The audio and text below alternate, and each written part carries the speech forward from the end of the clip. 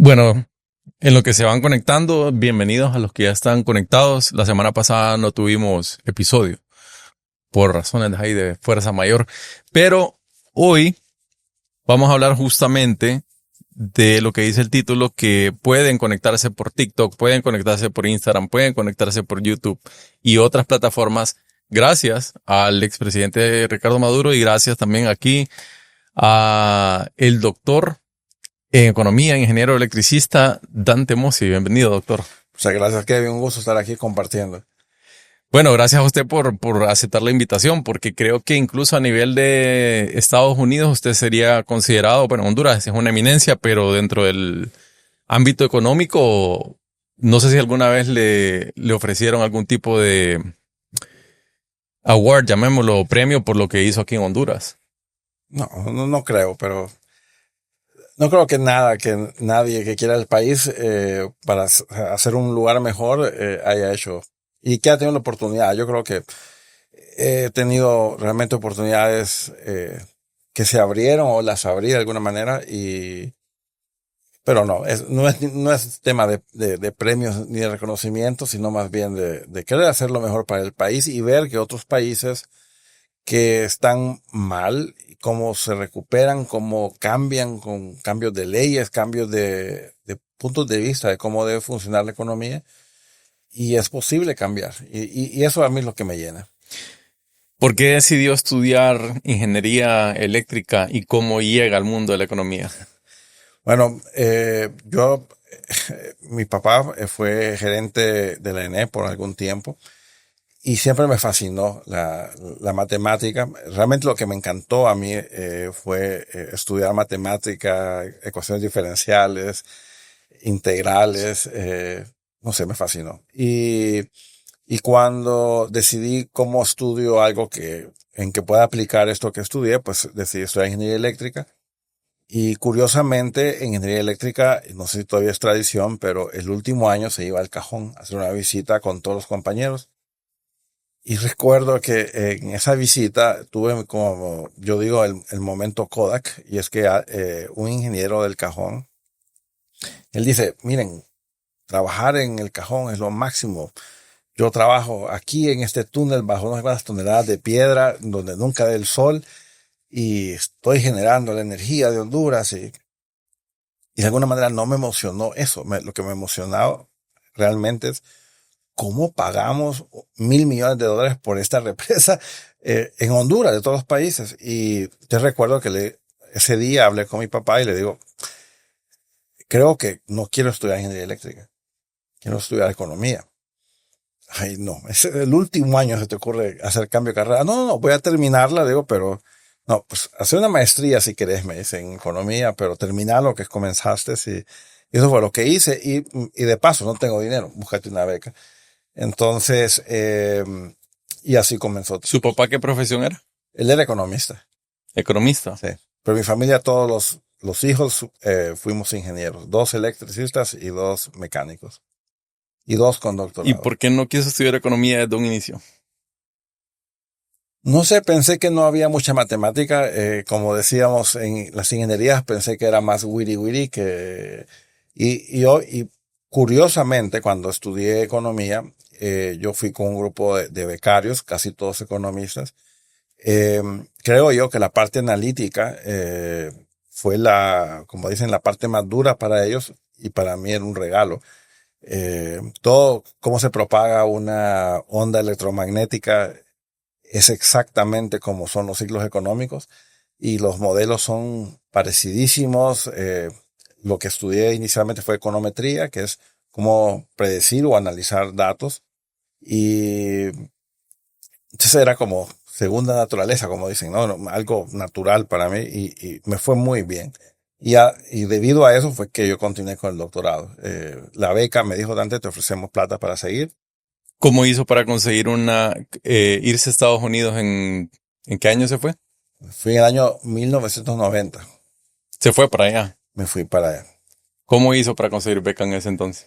Bueno, yo era colegiado del Colegio de Ingenieros Eléctricos y ahí llegó, al CIMEC, llegó la invitación a concursar de las becas Fulbright, Pleca, las PAU, patrocinadas por AID, y habían hecho la primera promoción de becarios y hicieron la segunda y querían mejorar las calificaciones de matemáticas. Entonces decidieron abrirlo a ingeniería, que los ingenieros también podíamos ser elegibles para ello.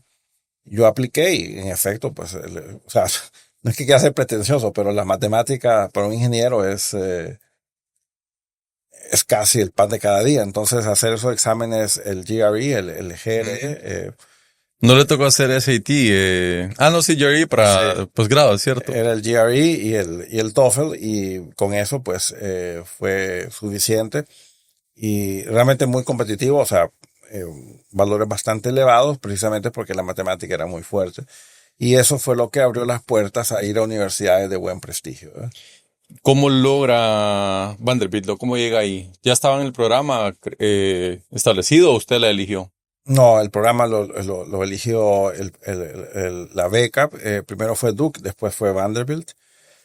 Casualmente cuando estaba en Duke, era una universidad muy importante en el tema cuantitativo de desarrollo económico. Y justo el año que yo estudié, falleció el profesor líder de esa área. Entonces, obviamente el ranking bajó. Y cuando yo termino mi maestría en econometría, me dicen, hay un programa de desarrollo económico buenísimo en Vanderbilt, ¿te interesaría? Y entonces, pues sí, está bien. Y son 4 años más, pues vamos. Y así fue. Realmente no lo planifiqué. En aquel tiempo era mucho dinero, imposible que yo pudiera pagar eso. O sea, nuevamente creo que tuve oportunidades de oro para estudiar. Eh, Había que estudiar duro para sacar buenas notas. Me dejó con curiosidad, ¿por qué la percepción en aquel entonces es que economía no tenía matemáticas? Porque si uno escuchaba a los economistas de aquel entonces, era que Marx, que todas estas teorías, ¿verdad? De Keynes, pero no lo explicaban pragmáticamente. O sea, a menos es lo que yo pensaba. Después fui cambiando mi percepción, ¿no? Hacia algunos que son un poco más teóricos. Los econometristas, para mí, que fui conociendo, me di cuenta de que eran pocos. En Banco Central, por ejemplo, habían varios econometristas, pero no tenían lugares públicos. Entonces yo no tenía manera de saber como estudiante que la econometría era tan demandante de matemática, tan sofisticada. Y de hecho, cuando yo estudiaba econometría, mi hermana estaba ya en su doctorado en ingeniería mecánica y conversábamos sobre cómo hacer programas para resolver sistemas muy complejos, con programas muy sofisticados que habían disponibles en las universidades en aquellos entonces. Así que, pero creo que la matemática fue el lenguaje universal. Yo jamás tuve una impotencia en resolver problemas de matemática. La matemática que Honduras da a través de la universidad pública es de primera. O sea, yo jamás tuve un problema en no saber. Es más, en un problema me acuerdo que me dice el profesor, me puso una observación en el examen, que tenía que ir a verlo. No me puso nota, ya me aplazaron. Y entonces voy a verlo y me dice, Dante, te pedí que vinieras porque la respuesta tuya es correcta, pero no sé cómo lograste la respuesta. Parecía que la copiaste. ¿Cómo pasaste de aquí a acá? Usé los métodos de los ceros no me acuerdo quién era. ¿Estudiaste en Rusia, mes? No, tuve profesores que eran graduados de la Patricio Lubumba. Y entonces esto es el método de los ceros de no sé quién. Antes era muy bueno para eso. Entonces, se hace aquí, acá. Wow. Ya Díaz no miraba esto, gracias. Y saqué crédito completo por esa parte. Así que para mí la matemática fue la clave y ha sido mi pasión, es la parte cuantitativa. Y siempre que trato de ver problemas, me gusta ver el número, la estructura que está ahí atrás para poder entenderlo y ver cómo resolverlo, ¿no? ¿Por qué regresa a Honduras y no se quedó allá? Bueno, la beca me obligaba a regresar porque me daban. El compromiso era que por cada año que estudiara afuera tenía que tenía el doble del tiempo de restricción de volver a Estados Unidos, aún como turista. Para que yo me incorporara nuevamente a actividades en Honduras. Y de hecho, a los 2 años, yo comencé a trabajar primero con CONATEL, la Comisión Nacional de Telecomunicaciones. Luego trabajé con la Secretaría de la Presidencia, y entonces recibí una carta del Departamento de Estado diciendo que mi obligación con el Departamento de Estado había terminado y que era libre pero una visa múltiple de turista sin ningún problema. Y la verdad es que trabajé muy bien en Honduras como por unos 8 años. Entré al Banco Mundial y llegó un momento en que en el Banco Mundial uno compite por el puesto cada 3 años. Y yo competí en puestos locales, pero después tuve que competir por puestos internacionales para seguir creciendo en el banco. Y así fue como fui a Ghana, después fui a Paraguay, después fui a Washington, trabajando con varios países africanos, y ese fue el tour que yo tuve. Modestia aparte, doctor, ¿cuántos hondureños más han tenido una carrera así que usted conozca? No muchos, no muchos. Y de hecho, si no, no hay muchos. Y algunos de los doctores, de los PhDs que se graduaron con mi programa, algunos se quedaron en Estados Unidos, o sea, a pesar de todo. Pero no hay mucho. Lastimosamente, ¿verdad? El doctorado, yo siempre digo que no es que le van a pagar más dinero a uno. Es realmente algo académico, algo que uno quiere profundizar y crear conocimiento. No tanto de generación de ingresos. Entonces, de alguna manera sí se sacrifica mucho porque uno está en sus 20s y lo último que quiere hacer es estar estudiando y quiere trabajar lo más rápido posible. Pero la verdad no hay mucha gente, hay pocos doctores en economía. Como digo, doctores de verdad, porque hay muchos doctores de mentira. Pero, como dicen, digamos en Banco Mundial, y eso me encanta, no se estila poner el título. Pero como dicen, apenas abrís la boca sabemos lo que sos. Entonces, es que es bien curioso, ¿verdad? Y de ahí viene la cultura de que no. Eso es muy cultural de aquí. Poner el título. El título de primero, así es. O decir el título. O sea, digamos aquí es don, o es ingeniero, o es licenciado, o es doctor, abogado. Y si no, es como que genera molestia. Sí, Banco Mundial, no. O sea, la cultura es, o sea, si yo entré a ese puesto es porque cumplí el requisito con ese grado, así que no sé, una vez dentro no se pregunta. ¿En qué año regresó a Honduras? Yo regresé en el año 96, en agosto del 96, y bajo amenaza, porque me acuerdo que el título me lo entregaban el 20 de agosto del 96, y mi beca concluía el 15 de agosto del 96. Tuve que ir a la oficina de administración de la universidad. Ya me voy. Ya me soy pobre. Yo no puedo venir a Nashville a traer mi título. Y los conmoví, me lo dieron antes. Así que no, yo regresé a Honduras el 15 de agosto del 96. ¿Cuál fue su primer trabajo ya como doctor? Bueno, el primero fue bien curioso. Fue una consultoría para Celtel. Para estimar la elasticidad de la demanda de la telefonía móvil, porque en aquel momento la telefonía valía 35 centavos de dólar el minuto y era muy elitista. Me acuerdo que habían como 15,000, 20,000 abonados, y la empresa quería saber qué tal si bajo los precios, qué tan positiva es la respuesta en ventas si yo comienzo a bajar tarifas. Y querían hacerlo, y me preguntaron a mí, y alguien dijo que yo había regresado y que era econometrista. Entonces fui a visitar a Celtel y me entrevistaron y me dijeron cuánto cobras por hacer el estudio, y siempre me río de que no sabía cuánto cobrar. Digo, un número grande, $1,000. Y yo me acuerdo que me quedé así. Aquí terminó mi carrera de consultor, y no, está bien, me dice, está caro, pero está bien. Y lo que aprendí muchos años después era que el presupuesto para la consultoría era $10,000, y me fui en lo barato, pero obviamente me abrió camino porque afortunadamente al final del estudio salió que la demanda era extremadamente elástica. Y entonces, ¿Qué es un estudio de elasticidades? ¿Qué es de mis temas favoritos? Es, en esencia, poder predecir la respuesta en demanda, o sea, en la cantidad demandada ante cambios en el precio del servicio que esté dando. Entonces lo que decía era que si se reducía en 1% el precio de la telefonía móvil, la respuesta en minutos consumidos por el usuario iba a ser más que 1%. Entonces las ventas de la empresa iban a ser más que proporcionales que el 1%. Entonces convenía hacerlo. Obviamente es una estimación puntual en ese momento.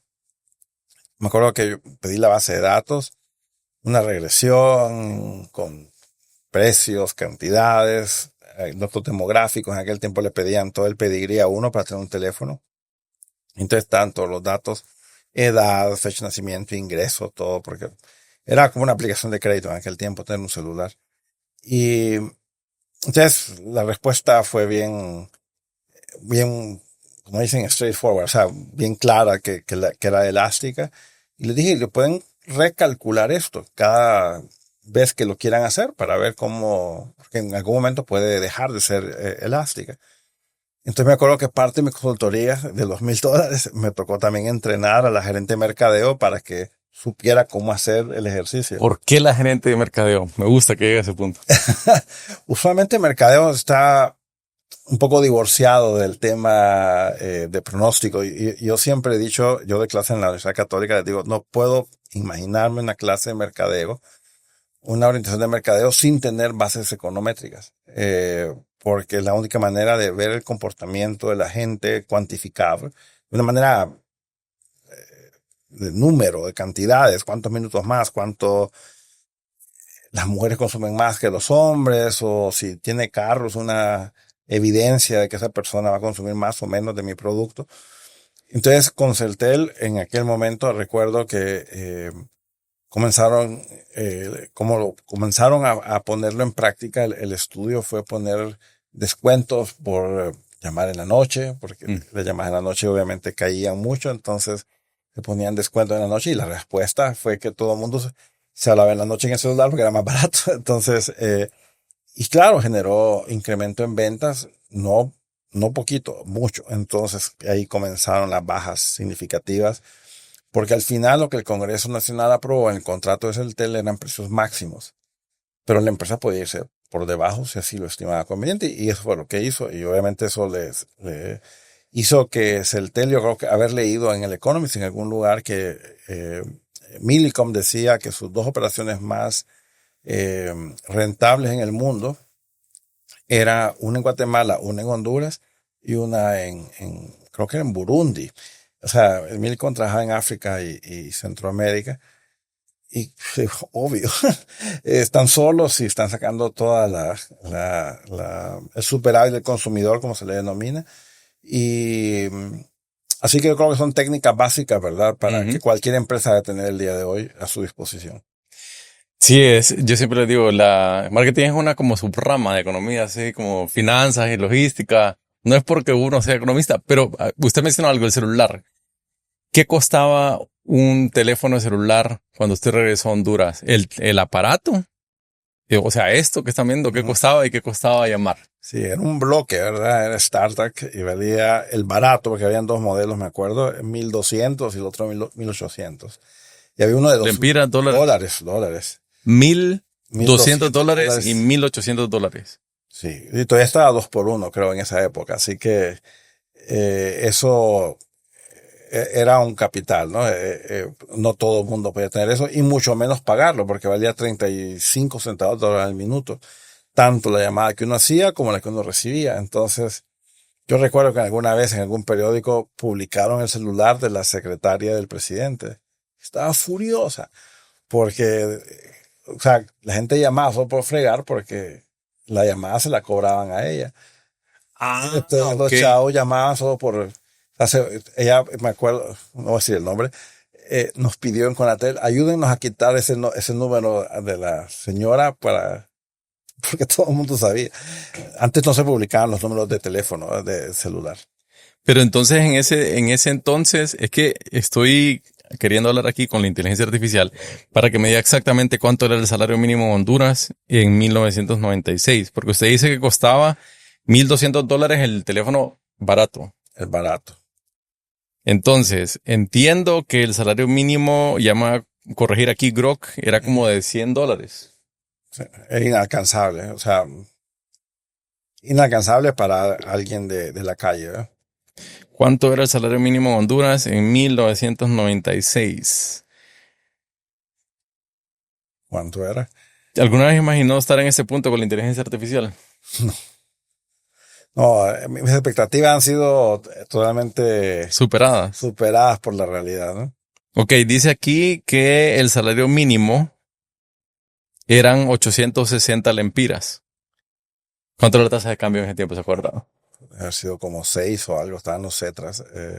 6 por $1,200, o sea Sí. que costaba un teléfono 7,200 lempiras y el salario mínimo eran 860. O sea que usted tenía que trabajar 8 meses sin gastar nada para comprar un teléfono. Y sin usarlo, ¿eh? Exacto, sin salto, Sí, solo para andarlo ahí en la sin faja. el consumo, ¿eh? Sí. Yo recuerdo que en esos días hubo una reunión de gobierno y pidieron no entrar con teléfono celular. Entonces se quedaron afuera. Entonces cuando todo el mundo salió, quedaron un montón de teléfonos en la caja con el número. O sea, con un número pegado para saber a quién le devolvió el teléfono. Y muchos eran de juguete. Eran solo de pinta. La gente tenía celulares de juguete para aparentar que tenían celular, pero que obviamente no podían pagarlo. Entonces, ¿Y usted todavía usa el teléfono en la faja o ya no? no. No. Aquí que el productor, ¿has visto alguna vez que la gente usa el teléfono? ¿Todavía hay gente? ¿Ah? ¿Tu papá lo usa así todavía? Y el presidente también. Espero que ya se haya quitado esa maña. Ah, lo anda aquí todavía. Tito compra los StarTAC. Existen todavía. En Amazon uno los puede comprar. Modificados para que funcionen con la red actual. Eso no tenía ni la menor idea. Sí. Mucho, no, pero ¿cómo, o sea, solo puede llamar? No. Funciona como, son llamadas nada más. No es inteligente. O sea, no tenía ni la menor idea que ni tampoco que el presidente usaba ese teléfono todavía. Entiendo que todavía lo sigue usando. O sea, que andan todavía el clipcito. Y de los que se abren, sí. Pucha, bueno, ese es, vamos a ver, vos sabías, productor, que el teléfono tenías que trabajar prácticamente un año para comprar un celular. ¿Y cuánto costaba hablarle a la novia en ese entonces? No era un capital. O sea, y no era por celular que uno llamaba a la novia porque era demasiado caro. O sea, tener un teléfono era como sacar un préstamo porque al final, inicialmente no había prepago, era todo al crédito. Entonces, o sea, habían clientes que tenían cuentas de $15,000. Cuando dice cuentas es deuda. Sí, o sea, el saldo del mes era 15, pero se pagaba el crédito. O sea, en el mes se me acumulaban 15,000, tenían que pagarle a Celtel $15,000 a fin de mes. Entonces, por eso es que había tanta información del cliente, porque era como un préstamo de corto plazo a las personas que tenían un teléfono celular. Y claro, me recuerdo la pelea que hubo cuando se cambió el sistema de pago a CPP, Calling Party Pays, ¿verdad? Que el que paga es el que inicia la llamada. Un debate, no sé por qué Dutel agarró como esto es nocivo. Y claro, porque obviamente, o sea, no quiero entrar al tecnicismo, pero cambiar esa modalidad de pago requería que Hondutel cobrara una tarifa celular a sus usuarios fijos. O sea, si un usuario fijo llamaba a un celular, iba a hacer la tarifa celular. Y de esa parte sí va a quedar con una fracción. En aquel tiempo era como 2 centavos de dólar la parte local. Y eran como 29 la parte de telefonía móvil. Entonces Hondutel dice, ¿por qué yo le voy a recaudar a Celtel su tarifa? No, porque así funciona en el resto del mundo. El que llama paga. Fue una pelea. Cuando empezó todo, el que recibía la llamada es el que así era en todas partes del mundo o solo aquí. No, comenzó así en todos lados del mundo, pero luego fue evolucionando porque obviamente era un tema de pragmatismo, ¿verdad? O sea, ¿cómo voy a ser responsable yo de todas las llamadas que yo reciba si yo no controlo quién me llama? Mi teléfono es público al final. Por temas de seguridad, el número de teléfono eventualmente se hace público. Entonces ahí es cuando comenzó el debate o sea, nadie quería publicar su teléfono porque me van a llamar y me va a costar a mí. Entonces había que cambiar el sistema y con una, ¿cómo se llama? Característica importante. Los países que hacían el cambio de sistema inmediatamente sufrían un cambio de tendencia, crecimiento de la penetración de telefonía móvil, y se duplicaba hacia el alza. Y en efecto en Honduras sucedió exactamente lo que sucedió en todo el mundo. Entonces las tasas de crecimiento de Celtel comenzaron a crecer mucho, como de 20,000 a 28,000 a 30,000 a 50,000, comenzó a subir rápido porque la gente ya no tenía miedo de publicar su celular. Si me llaman, es problema de ellos, no es mío. Pucha, qué complicado haber sido tener novia en ese tiempo. Así es, no por teléfono. Luego usted entonces, ¿cómo llega al gobierno? Y porque, no sé, realmente se le ha relacionado con un partido más que con el otro, pero veo que anda con una camisa ahí. Le voy a regalar una amarillo y negro para que... No, ningún, ¿cómo se llama? Political statement. Pero la verdad es que o sea, yo regresé en el año 96, comencé haciendo algunas consultorías con sector privado, luego entré a trabajar a Conatel un par de meses, luego me secuestraron de la presidencia de la República y trabajé brevemente con el presidente Reina y luego volví a Conatel con el presidente Flores. Luego con el presidente Maduro, técnicamente seguí con Conatel, pero me fui a presidencial. Entonces, como que hice un switch entre Conatel y presidencia 2 veces. Y básicamente, tengo que confesar que una de las razones por las cuales yo trabajaba en presidencia era porque era economista y sabía inglés. Entonces, los informes del fondo antes eran en papel, no había versión electrónica. Y habían disquetes, por supuesto, y venían en forma electrónica y sabía inglés. Entonces yo podía traducirlos porque muchas de las personas no sabían inglés. Entonces yo tenía acceso a documentos del fondo de muy temprano, las condicionalidades que el fondo ponía. Y por eso es que pasé a la presidencia un tiempo y después volví a Conatel. Pero luego otra vez, como dicen, mi pasado me llamó y otra vez a trabajar en documentos del fondo, y como economista. Pero en Conatel aprendí muchísimo sobre telecomunicaciones, que en realidad se volvió un tema muy apasionante. Y ese es el punto que quería llegar, porque el título es que los que nos están viendo tienen acceso no solo a TikTok, Instagram, todas las demás redes, gracias al gobierno de Ricardo Maduro. Entonces, ¿qué pasó en ese gobierno y cuál fue su rol? Sí, bueno, el presidente Maduro, desde muy temprano, él había indicado que él quería acceso a servicios públicos. Él, creo yo, fue uno de los buenos economistas que tuvimos y se sabía pues que una forma de medir pobreza es el acceso a servicios públicos. Y la frustración terrible que había en esos entonces era que no importaba si uno era rico o era pobre, si vivía en Tegucigalpa o vivía en Armenia, tener un teléfono fijo era un privilegio que ni siquiera era a través de pagar más, era como conocía a alguien en Hondutel. Hondutel había estado bajo el manejo de los militares, y si conocía a algún militar o a la esposa de un militar, entonces yo conseguía el teléfono, la línea fija, y había frustración. Me acuerdo que Honduras era el país con menos penetración de telefonía fija en Centroamérica, y la gente lo notaba. O sea, aquí no hay, me acuerdo que en Costa Rica todo el mundo tenía teléfono fijo. En Honduras no. Y recuerdo cuando se abre a la telefonía móvil, Honduras se volvió mucho más abierto a la telefonía móvil que Costa Rica cuando todo comenzó. Y bueno, para volver al presidente Maduro, entonces dijo, tenemos que hacer algo. Y recuerdo que se formó un equipo muy joven, en ese entonces era muy joven, y yo era un poco como dicen, el creativo del grupo, pero y con gente muy buena. El abogado Batres era el asesor legal del presidente, don Luis Cosenza, por supuesto, él era que coordinaba todo el equipo económico, y Arturo Alvarado, o sea, un equipo muy bueno, primer nivel, colegas ex colegas de Conatel, que de hecho uno se fueron a Conatel y yo me quedé en presidencia. Y la idea era, el sector de telecomunicaciones es mucho más amplio que una empresa pública que se llama Ondutel.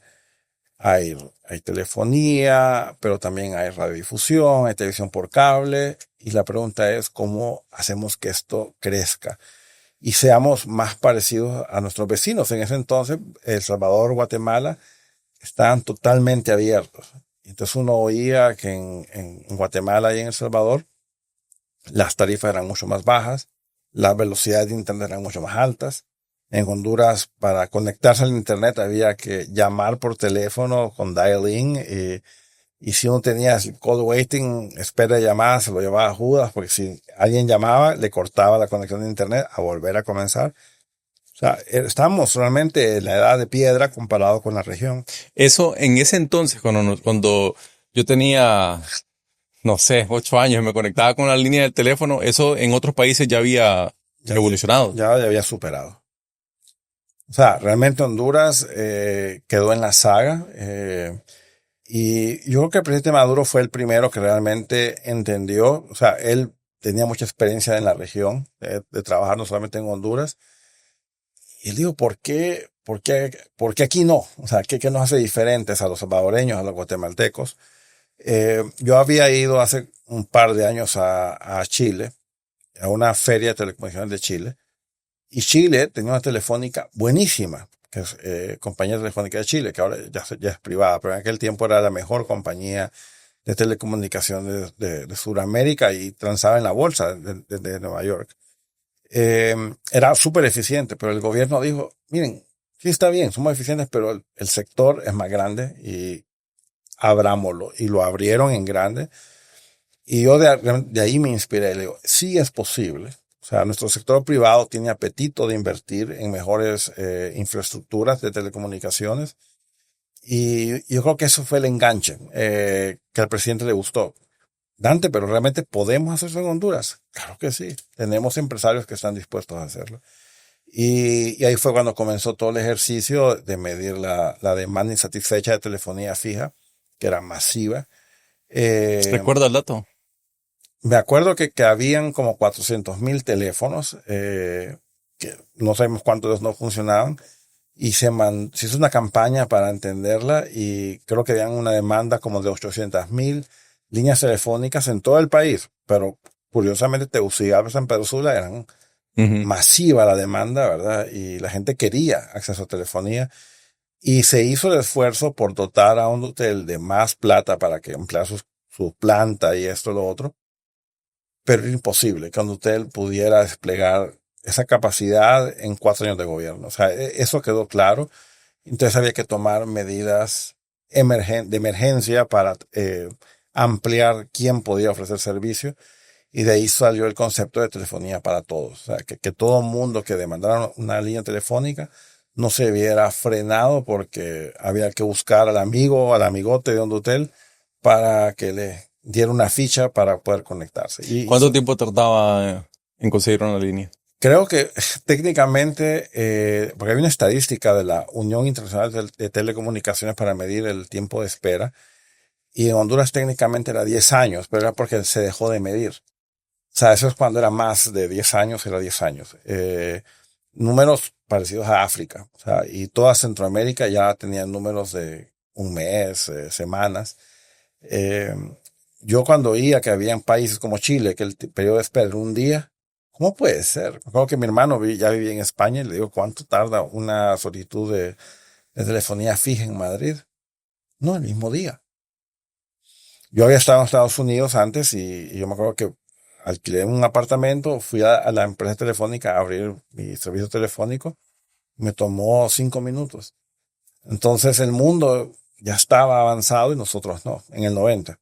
Así que creo que en eso la visión del presidente de abrirle la posibilidad al hondureño de, como decimos, de a pie, de tener servicio telefónico, y no a cualquier precio, sino que fuera un precio razonable. Entonces lo que se hizo fue sea, me acuerdo que yo era gran creyente, o sea, porque lo vi en acción, la convergencia de servicios. O sea, la televisión por cable comenzó a mezclarse con datos y ese fue como vaya, la llama, ¿verdad? Que comenzó a salir de que sí era posible que una empresa de medios de comunicación pudiera ofrecer también datos.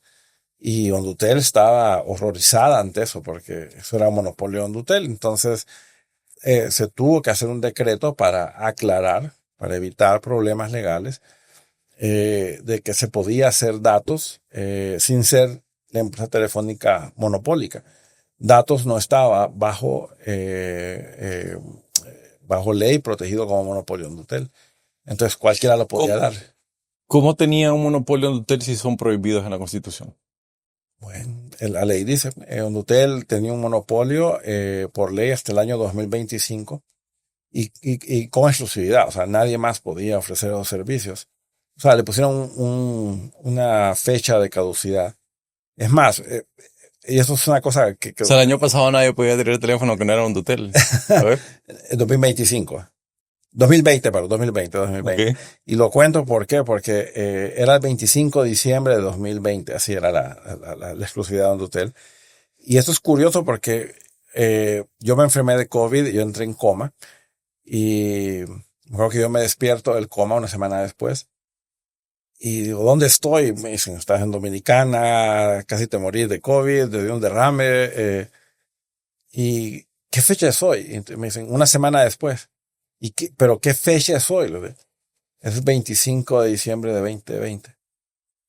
Ah, expiró la concesión de Hondutel. Recuerdo haber dicho eso y digo, estoy loco. ¿Cómo puedo estar hablando de esto cuando estoy saliendo de un coma?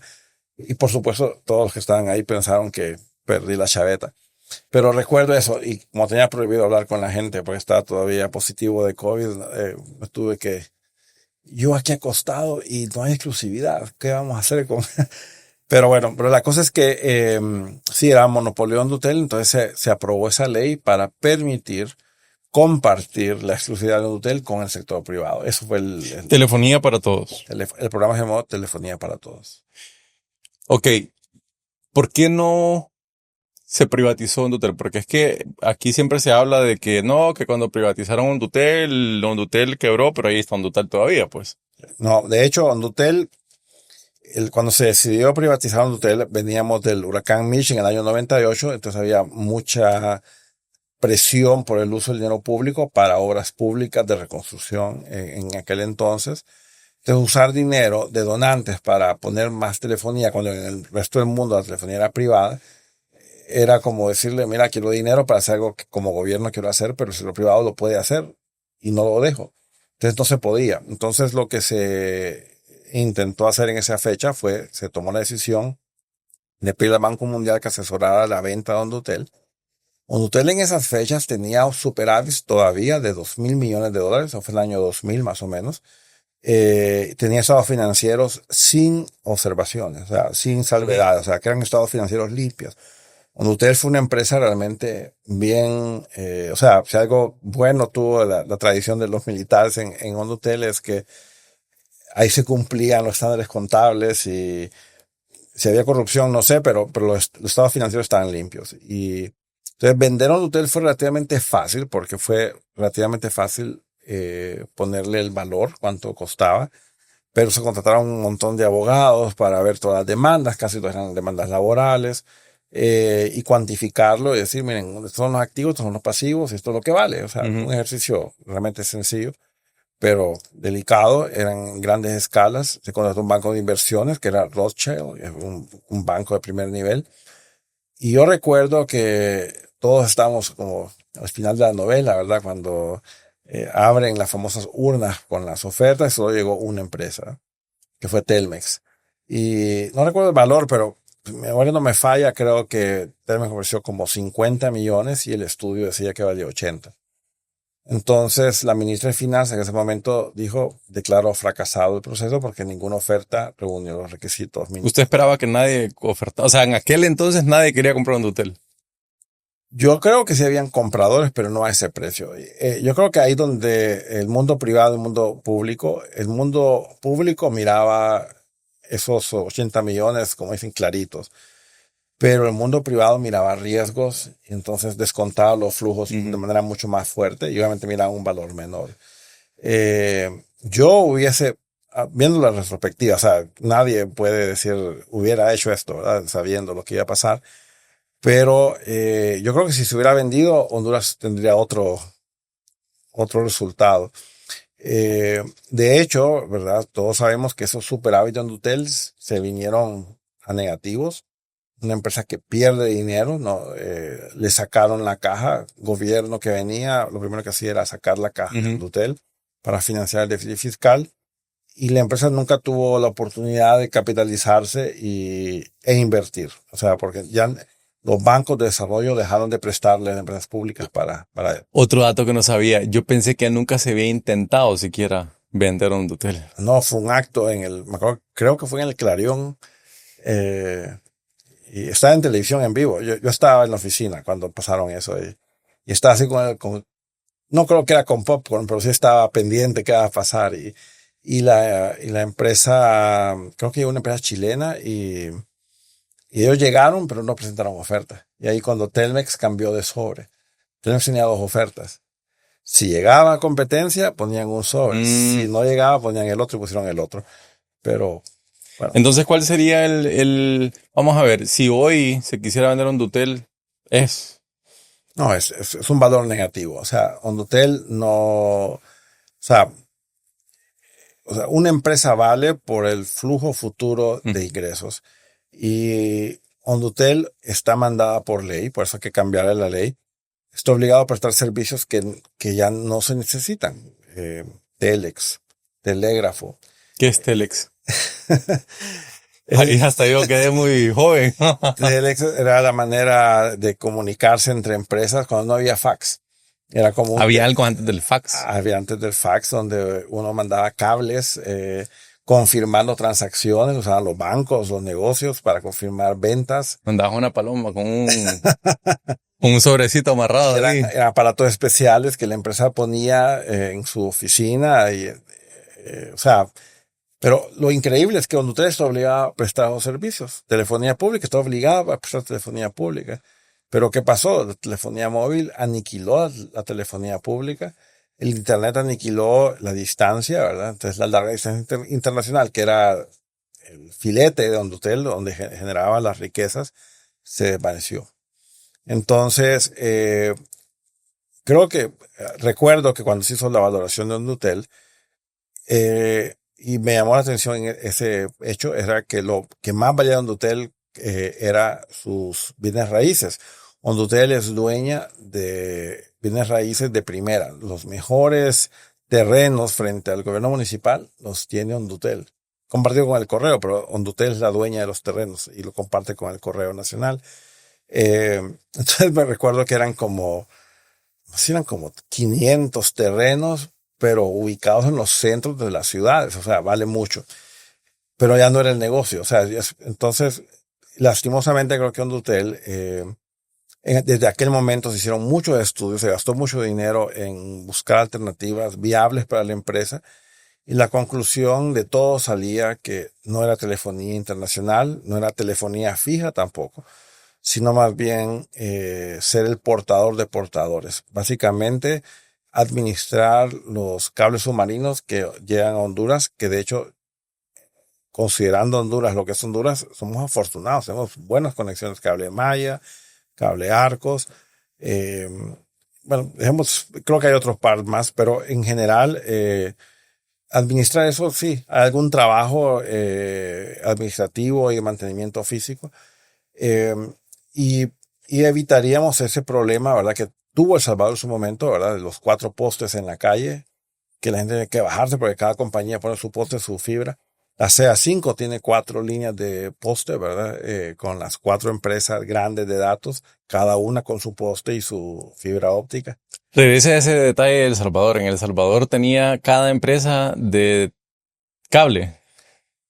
Tenía un poste. O sea que sí, Vamos a ver, en energía uno siempre le dicen como que no van a haber 3 torres de transmisión porque yo sé que es muy costoso, pero ahí así se daba. Se daba. En Salvador lo digo porque era el caso que teníamos a la par, pero se dio en todo el mundo. Que las empresas como competían tanto entre sí, no querían compartir infraestructura. Recuerdo que cuando vino aquí a Honduras el modelo de que las móviles podían compartir torres, con Atel estábamos en shock. ¿Cómo es eso? Y eventualmente se hizo. Hay torres que son compartidas entre las dos compañías. Hotel nunca quiso entrar a ese esquema. Estimo que ahora sí lo hacen, pero porque tiene sentido. O sea, el elemento radiante que está arriba, pueden haber varios de una sola torre. Entonces, tengo una sola torre, tengo un generador para emergencia en caso de que la energía se vaya, y comparto los costos con las 3 empresas. Entonces, ese modelo funciona muy bien en el mundo el día de hoy, pero requiere competencia de iguales, no de un monopolista versus... ¿Hondutel alguna vez intentó telefonía móvil? Sí. Es que eso escuché la vez pasada y dije, ¿cuándo? Sí, fue en la época del presidente Maduro, o sea, se salieron con la suya. Yo creo que Chitín Valenzuela, el gerente en ese entonces, él usó una frase que me pareció tan original. De hecho, Chitín, tengo que confesar, al inicio él estaba muy opuesto a esta apertura, pero obviamente escuchaba las voces disidentes de Hondutel, pero al final dijo, ¿saben qué? Yo dejé caja, dejé un montón de cosas para que otros vinieran a dilapidarla. O sea, fue un error. Porque uno no puede garantizar quién va a ser el próximo gerente de empresa pública, o sea, porque el Estado cambia y hay rotación. Pero para volver a telefonía, él decía, se autorizó una banda para Hondutel, la banda B, porque esa era como la palabra que todo tenía, la banda B, la competencia para Celtel. Entonces hay que darse a Hondutel. Salieron a Hondutel finalmente y se la dieron y Hondutel invirtió unos teléfonos, creo que eran, en aquel entonces iniciaban código 8. Y decía Chiting, no puedo competir, dice, porque el momento que yo regalo un teléfono celular, me cae la Contraloría y me mete preso, porque estoy regalando bienes públicos. Celtel regala teléfono, yo no puedo regalar teléfono. Entonces, o sea, esa era la imposibilidad de la empresa pública versus una empresa privada. Entonces ahí creo que a todos se nos hizo claro de que el mundo privado había realmente superado legalmente prácticamente lo que Tutel podía hacer por el pueblo hondureño. Eso Tutel realmente ahora necesita como irse a un lugar a lo que yo llamo el back office, o sea, el encargado de todo lo que está detrás que no ve el consumidor.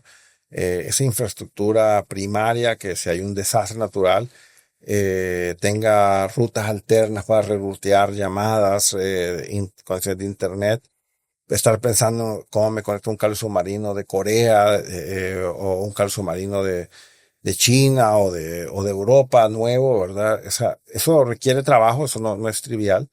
Digamos, un hotel tiene estaciones terrenas, no sé si la gente las ha visto en Amarateca, eso es adorno, eso ya no se usa para eso. Entonces, todo ha cambiado. ¿Cuánto duró eso el teléfono móvil? Creo que duró un par de años. Creo que todavía hay un par de usuarios, pero que yo sepa, eso murió. Ondustar creo que se llamaba la compañía. ¿Hondu? Ondustar creo que se llamaba. Hondu Móvil. Pucha, es una clase y yo no tenía la menor idea que eso había pasado en algún momento. Bueno, ya para ir finalizando, doctor Mossi, con esos terrenos que están ahí, que son valiosos, ¿qué se podría hacer? Bueno, esa es una pregunta buena. ¿Podrían venderlos? Por ejemplo, digamos compañías, bien curioso. En Asia ha sido un ejemplo a seguir en el sentido de que el correo en Europa se está cerrando. O sea, ya no hay correo en ciertos países europeos. Ahora todo es por DHL o FedEx, cualquiera de estas empresas. Pero en Asia se ha usado el correo como una alternativa a la banca. Quizás sea una forma, ¿verdad?, de bancarizar a la gente en pueblos pequeñitos donde no hay bancos. Pero yo creo que la ambición de Nutel es realmente un poco hacerse más chiquita, más ágil, manejar el tipo de infraestructura que no requiere de esa agilidad del sector privado que requiere regalar un teléfono para traer un cliente nuevo. Creo que Nutel tiene futuro, pero como una empresa mucho más pequeña que genera utilidades. o eventualmente venderla, ¿verdad? Si realmente no encontramos una utilidad. Porque uno podría ser la empresa de datos para las escuelas, pero se creó un fondo para ello, que es básicamente el fondo fue suplantado y fue incluido en el tazón. Entonces, el 1% de las llamadas telefónicas van al tazón. Ese 1% iba al fondo de telecomunicaciones para dar telefonía para las escuelas. Pero igual se quitó y nadie dijo nada, y igual nos cobran ese 1% sin decirnos al usuario. Así dice el decreto, curiosamente. Y eso va a ese fondo que se usa para tanta cosa corrupta. ¿Alguna vez imaginó cuando usted entró en ese proceso que hoy íbamos a tener lo que tenemos o sea, con lo de TikTok y todo? O sea, hay personas hoy, y hace un par de semanas anduvimos en San Pedro y grabamos con una muchacha que es la vocera, se le dice. Y atrás estaba Amaya, que es un productor de música, que tiene su propio estudio de música y son influencers. Pero él me empezó a contar a mí, él tiene 21 años y me dice, no, yo tengo mi propio estudio. Si alguien me pide una canción, si usted quiere hacer un video y tiene talento y toda la cuestión, él le graba y tiene 21 años.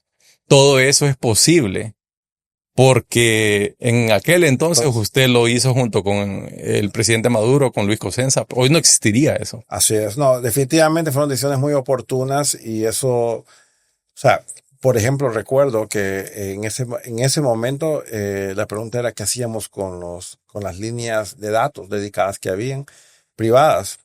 Entonces ahí salió el concepto de BPO, los famosos call centers.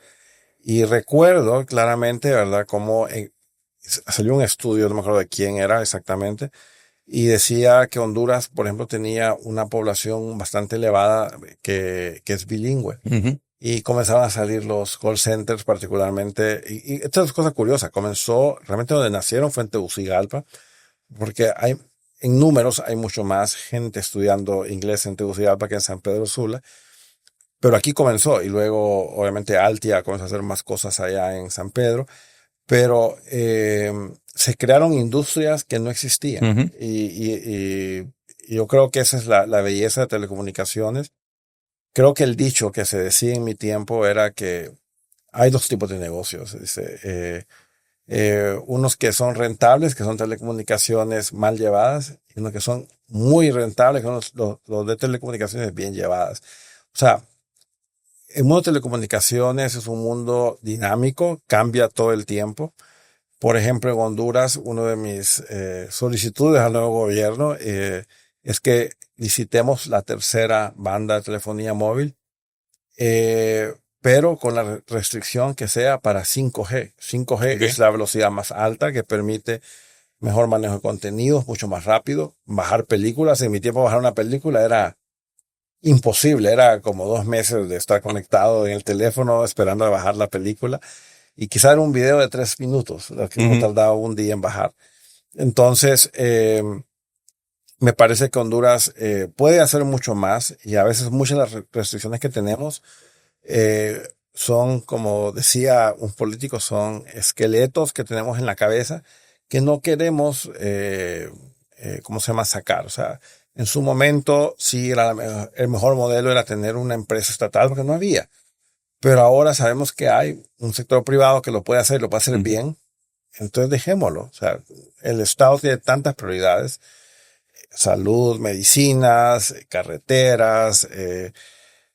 ¿Y por qué le voy a quitar dinero al Estado para pagarle a una empresa que pierde dinero en dar telefonía fija en un servicio que nadie tiene? Yo no tengo teléfono fijo en casa. Y creo que mucha gente tampoco tiene teléfono fijo en casa. Creo que hay una generación nueva completa que no usa. ¿Tú tienes teléfono fijo? No, de hecho, cuando contraté Tigo tenía teléfono. ¿Tenías teléfono? Sí. Ya no tenés el aparato, ya no. Eso lo del trabajo. Exacto. O sea, se volvió innecesario. Entonces, creo yo que así ha sido Hondutel. O sea, simplemente fue excedido por la tecnología.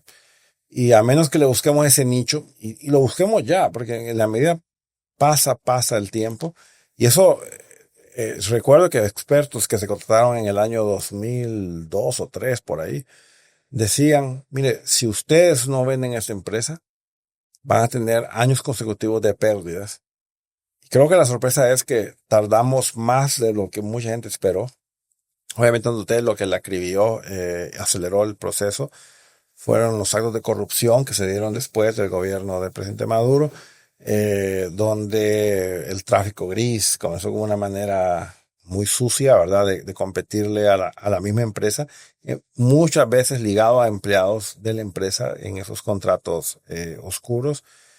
Entonces, realmente para mí que fue como el tráfico gris fue el némesis de Hondutel, no fueron las compañías privadas haciendo datos, fue la misma corrupción interna, porque había una renta que ganar. Así que yo creo que Hondutel, entre más tiempo tardemos en decidir qué queremos hacer con ella, vamos a tener que liquidarla y venderla a pedazos como quien vende a retazos en una tienda activos, porque el negocio está perdiendo sentido cada día que pasa. Que le alquilen esos locales a los Pizza Hut que hay en todos los pueblos. Bueno, no somos, Lo pueden alquilar. como McDonald's. Bueno, doctor, le agradezco mucho el tiempo. Igual siempre le dejo como los últimos mensajes. Yo me pongo a pensar y digo, esto es posible, todo esto es posible gracias al trabajo que usted hizo en su momento. Supremo, Campanita, creo que he escuchado a todos ellos. O sea, todos ellos existen hoy porque en su momento hubo personas que dijeron, ese es el futuro y hay que darle a Honduras la oportunidad de llegar a... Así es. Yo creo que al nuevo gobierno que está ahora hay que darle ánimos o sea, el tiempo pasa tan rápido. Y yo recuerdo que cuando con el presidente Maduro comenzamos a trabajar en esto, fue la primera semana. O sea, ya había... O sea, realmente nos pusimos a trabajar muy intenso porque 4 años se van tan rápido. Y lo que no se hace al inicio del gobierno, no se hace. La política vernácula tiene una manera de capturar, ¿verdad?, al sistema político y no se quieren tomar decisiones difíciles. Creo que hoy, ojalá pudiéramos hacer algo parecido en ¿cómo se llama?, en energía. O sea, hacer un programa de energía para todos, de manera que se permitiera a todo mundo poder generar y consumir sin tenerle que comprar a la ENEP. O sea, hoy por hoy no se puede. Tenemos que hacer energía para todos una realidad. Ese es el problema. Le agradezco, doctor. Un honor. Igualmente. Esto queda para subirlo como una biblioteca. Lo vamos a subir igual el episodio. Vamos a ir sacando los clips para que estén pendientes y nos dejan ahí sus comentarios. Así que feliz martes.